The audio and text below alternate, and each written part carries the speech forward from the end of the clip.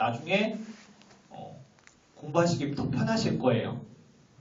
그리고 내적 수액 검사 소견상 아까 5개 이하가 정상이라고 했어요. 550, 250 이렇게 보여요. 그럼 이건 뇌수막염인 거죠. 자, 피지컬 이미제, 커니그 사인, 브리진스키 사인. 뭔지는 다 아시죠? 커니그 사인은 누워서 다리를 접어 올렸을 때 그 뇌수막이 당겨가지고 통증이 생기니까 이렇게 막 접어버리는 거예요. 그리고 브르진스키는 목을 탁 들었을 때 뇌수막이 당기니까 그 무릎을 굽혀버리는 거예요. 맞을 거예요. 저 글로 배워서. 여러분들은 요즘 이런 거 다 실습하지 않아요? 저 때는 그런 게 없어가지고 글로 배워서 이런 글로 이해했을 때는 그랬어요. 여기 있죠. 해리슨에 적혀 있는 말이에요. 흔히 하는 검사지만 민감도와 특이도는 불확실해요. 그러니까 기출문제 푸실 때는 아주 민감적하고 특이적인 검사로 아시고요. 임상에서는 그렇게 하시면 안 돼요. 자, 진단. 아까 좀 말씀드렸어요. 의식 저하, 파피리데마 보인다. 그럼 일단 혈액배양하고 항생제 먼저 때려 넣어요. 항생제는 뭐 해야겠어요? 아까 잠시 말씀드렸었는데 제3세대 세팔로스포린이나 벤코마이신 같이 주는 거예요. 왜? 최대한 브로드하게 때려 넣어야 돼요. 최대한 브로드하게. 뭔지 모르니까 지금 그람 포지티브인지 그람 네거티브인지 모르잖아요. 최대한 브로드하게 때려 넣어요. 세팔로스포린이랑 벤코마이신을 때려 넣어요. 여기 그리고 그 항생제 치료하고 스파이널 태핑 하는 거에 대한 근거를 제가 또 해리슨에 찾아서 썼어요. 항생제를 룸바 펑처 수시간 전에 투여했다고 해서 CSF 검사 결과가 달라지진 않는데요. 또 이렇게 좀 머리 쓰신 분들은 항생제 투여하고 스파이널 태핑 해버리면은 검사 결과가 달라지지 않나요? 그럼 진단 못하지 않나요? 아니래요. 그래서 제가 찾아왔어요. 그리고 그런 다음에 두부 CT, MRI를 찍어서 메스 없는 게 확인되고 나서 스파이널 태핑을 하는 거예요. 허니아 생기면 안 돼요. 근데 의식 저하도 없고요. 유도 부족도 없고요. 국소신경학적 손상도 없어요. 별로 위험한 게 아니죠. 이때는 바로 스파이널 태핑하면 돼요. 네. 자, 치료는 초응급이에요. 해리슨에 이것도 있는 거예요. 치료의 목표는 환자가 응급실에 도착한 60분 이내에 항생제 치료를 시작하는 게 목표래요. 그래서 CT, MRI 찍을 시간 없다고 한 거예요. 자, 경험적 항생제로 3세대 세팔로스포린이랑 벤코마이신을 쓰고요. 스파이널 태핑을 통해서 그 균이 검출이 됐다. 그럼 항생제 바꿔주는 거예요. 수막구균성 뇌수막염, 네이세리아, 메닝자이티디스, 그람 음성균이 발견이 됐다. 그러면 3세대 세팔로스포린으로 바꿔줘요. 그리고 페니실린에 대한 감수성 검사를 바로 시행을 해야 된대요. 바로 같이 했겠죠. 그래서 페니실린의 민감성을 보이면 페니실린으로 치료를 하고요. 저항성을 보이면 3세대 세팔로스포린으로 치료를 해요. 무슨 말이냐면 일단 3세대 세팔로스포린으로 치료를 해요. 항생제 감수성 결과가 나오면 페니실린으로 바꿔줄지 말지 결정하면 되는 거예요. 폐렴구근성 수막염은 제3세대 세팔로스포린이랑 벤코마이신을 써요. 일단 이거 쓰고 있어요. 항생제 감수성 결과가 나왔어요. 그러면 페니실린으로 바꿀지 말지 결정해주면 돼요. 그러니까 페니실린도 효과가 있긴 한데 그만큼 내성균이 많기 때문에 그래요. 초응급질환이라고 했어요. 일단 더 강한 거 쓰고 효과 있으면 약한 걸로 바꿔주는 거예요. 만약에 수막구균성 수막염에 접촉했다. 그러면 리파핀으로 케모프로필락시스를 하면 되고요. 임신한 여성은 리파핀이 추천되지 않는다고 그러네요. 제가 이것도 좀 정리 한번 해야겠어요. 임신한 여성한테 쓸 수 없는 약. 진짜 어려워요 이런 건. 그때그때 다 외우면 나중에 또 헷갈리더라고요. 모으지 않으면 이거는 제 머리로는 헷갈립니다. 할 때마다 헷갈립니다. 자, 앞에는 그람 음성 구균이고요. 그 다음은 그람 양성 구균이고요. 동정을 했는데 그람 양성 막대균이 나타났다. 그러면 이거는 리스테리아 모노사이토젠이에요. 얘는 페니실린에 대한 저항성이 별로 없나 봐요. 얘는 페니실린으로 치료해요. 엠피실린으로. 엠피실린이랑 젠타마이신을 치료를 해요. 흔한 수막구균이랑 폐렴구균이 나오겠지, 이런 그람 양성 막대균이 나오겠냐? 저도 그렇게 생각했어요. 물론 여러분들은 아니에요. 전공의 시험 문제에 그람 양성 막대균이 동정이 됐다. 써야 되는 항생제를 고르시오. 설마 했습니다. 이게 나오더라고요. 그래서 저는 추가로 현기성균도 찾았어요. 메트로니다졸도 비를 잘 통과하나 봐요. 현기성균이 동정이 된 경우에는 메트로니다졸을 써주면 돼요. 현기성균의 대표적인 게 박테로이데스 프라질리스예요. 바이러스성 뇌수막염은 외래로 치료할 수 있고요. 보통 잘 회복되기 때문에 회복되지 않으면 재평가해야 돼요. 왜? 세균성 수막염이면 큰일 나니까. 자, 뇌수막염의 합병증은 서브듀랄 에퓨전이 있어요. 감염이 생겼잖아요. 거기 염증 물질도 모이고 뭐도 모이고 다 모일 거 아니에요. 그러면 에퓨전도 같이 생기겠죠. 그래서 서브듀랄 에퓨전이 잘 생겨요. 주소는 뇌수막염 치료하고 증상 호전됐어요. 근데 일주일 후에 다시 고열, 구토, 경련을 하더니 혼수 상태에 빠졌어요. 뇌수막염 제발? 아니에요. 먼저 브레이시티 먼저 찍어봐야 돼요. 서브듀랄 에퓨전이 있을 수 있기 때문에. 그래서 바로 브레이시티를 찍고 서브듀랄 에퓨전인지 확인을 해야 돼요. 이거 퍼시픽의 킹야마예요. 이거. 에피듀랄 에퓨전, 서브듀랄 에퓨전, 서브 아라크노이드 에퓨전. 에퓨전이 아니죠. 하여간 그거 구별하실 수 있죠? 에피듀랄은 쫙 퍼지는 거고요. 어차피 뇌 바깥이니까 그거는. 서브듀랄은 듀라마타랑 아라크노이드 마타는 붙어 있어요. 거기를 뜯으면서 출혈이 되니까 이렇게 생기겠죠. 서브 아라크노이드 마타는, 서브 아라크노이드 헤몰리지는 뭐 거기 차는 거니까, 거기 스페이스에 그냥 차는 거니까 구별해서 아시면 되고요.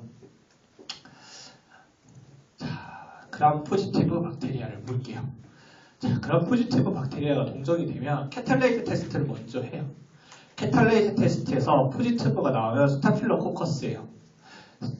캐탈레이즈 테스트에서 그 네거티브가 나오면 스트랩토코커스예요.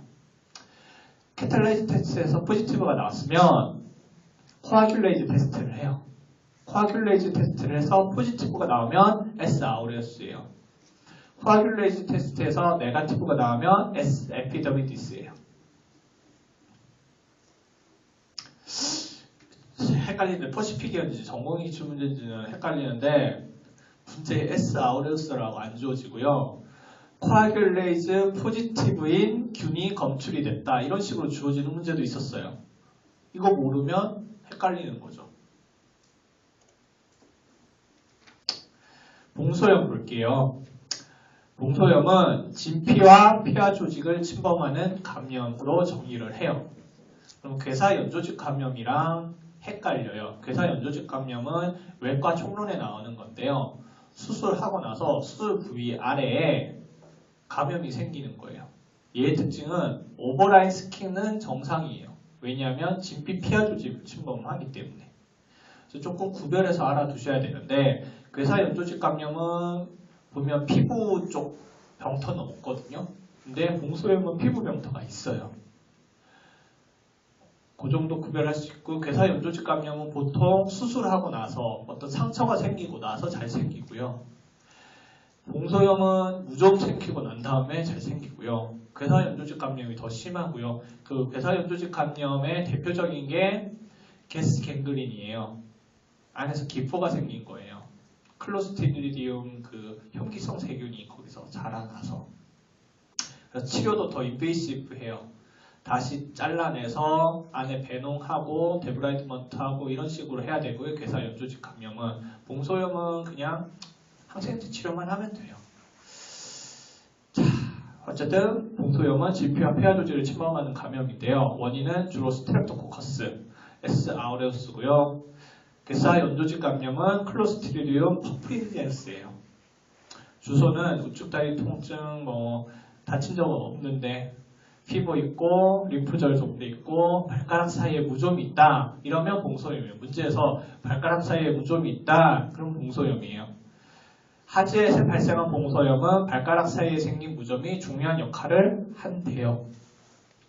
치료는 그람 포지티브 박테리아죠. 지금 그람 포지티브 박테리아예요. 그래서 분류를 알고 계시면 좋아요. 앞에 목차를 알고 계시면 답도 같이 나오는 거예요. 봉소염 그람 포지티브 박테리아에 목차 있었으니까 1세대 세팔로스포린이에요. 1세대예요.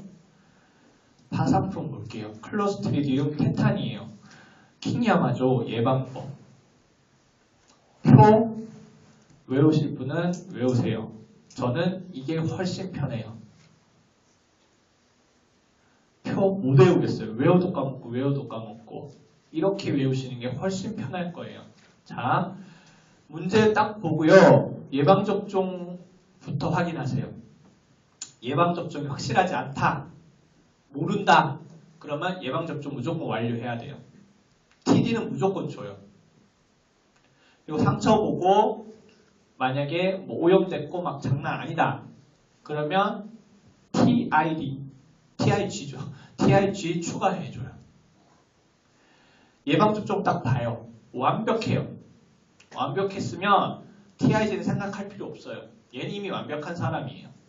TD만 생각해주면 돼요. 얘가 접종한 지 상처가 깨끗한데 접종한 지 10년이 지났다. 그럼 TD만 줘요. 안 그러면 안 줘도 돼요.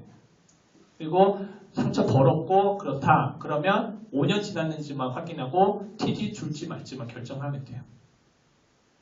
한마디로 예방접종만 완벽하면 10년 이내는 아무 처치 안 해도 돼요.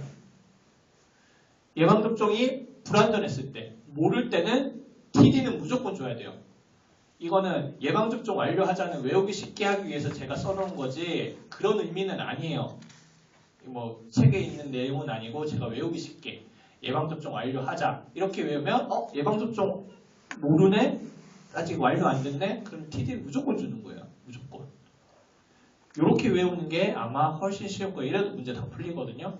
표 외우실 분은 외우세요. 각자 자유니까. 그럼 네거티브 박테리아는 슈도모나스 감염부터 볼게요. 녹농균. 얘는 아주 특징적이에요. 녹색의 비릿한 액체. 보이면 그냥 녹농균이에요. 녹색의 비릿한 액체. 보이면 그냥 녹농균이에요. 치료는 해리슨 봤는데 듣는 약이 너무 많아요. 항생제가 너무 많아요. 그래서 아마 제가 이거 야마에 나온 것만 지금 쓴 걸 거예요. 시프로플록자신이 듣는데요. 이거는 제가 항생제 선택의 문제는 제가 항생제 다시 공부하고 다시 다음 시간에 알려드릴게요. 장티푸스, 타이포이드 피버는 피가 섞인 설사를 보이고요. 설사의 가장 흔한 원인이 살모넬라, 그러니까 세균성 설사, 가장 흔한 원인이 살모넬라, 쉬겔라, 이콜라이래요. 그래서 피가 섞인 설사, 고열, 홍반성 발진, 로즈스팟이라고 하죠.